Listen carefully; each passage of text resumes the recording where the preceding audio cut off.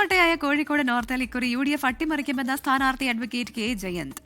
Nursery പഠനകാലം മുതൽ ഈ നഗരത്തിലുണ്ട്. രാഷ്ട്രീയത്തിനപ്പുറം ഇവിടുത്തെ ജനങ്ങൾ തനിക്കൊപ്പം ഉണ്ടെന്നും അത് വിധി വരുമ്പോൾ അറിയാൻ സാധിക്കുമെന്നും കെ ജയന്ത് 24-നോട് പറഞ്ഞു.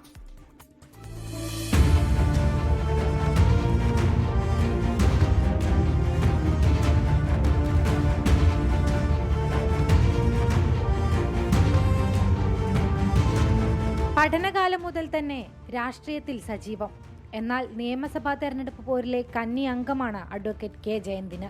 LDFും UDFും NDAയും ഒരുപോലെ പ്രതീക്ഷയർപ്പിക്കുന്ന കോഴിക്കോട് നോർത്ത് മണ്ഡലത്തിൽ മത്സരിക്കാനായതിന്റെ സന്തോഷവും മണ്ഡലത്തിലെ പ്രതീക്ഷകളും കെ ജയന്ത് 24-നോട് പങ്കുവച്ചു.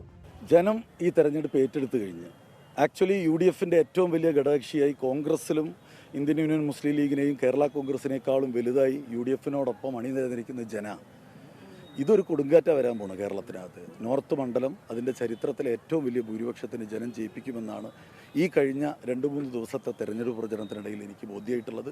കോഴിക്കോട് 1 എന്ന പേരിൽ അറിയപ്പെട്ടിരുന്ന മണ്ഡലത്തിൽ ഒരു കാലത്ത് LDFും UDFും മാറി മാറി വിജയക്കൊടി പാറിച്ചിരുന്നു. എന്നാൽ സുജനപാലിനു ശേഷം പിന്നീടൊരിക്കലും മണ്ഡലത്തിൽ കോൺഗ്രസിന് ജയിക്കാനായില്ല.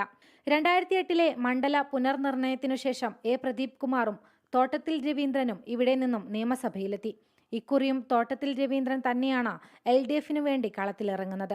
A+ മണ്ഡലമായ കോഴിക്കോട് നോർത്തിൽ നവ്യ ഹരിദാസിനെ ഇറക്കി കളം പിടിക്കാനുള്ള ശ്രമത്തിലാണ് NDA. 24 കോഴിക്കോട്. ലോകത്തെവിടെയായാലും ഏത് സമയത്തും 24 വാർത്തകളും ഓഗ്മെന്റഡ് റിയാലിറ്റി പാക്കേജുകളും എക്സ്പ്ലെയിനറുകളും വിശദമായി കാണാൻ ഞങ്ങളുടെ YouTube ചാനൽ നിങ്ങൾക്ക് സബ്സ്ക്രൈബ് ചെയ്യാം.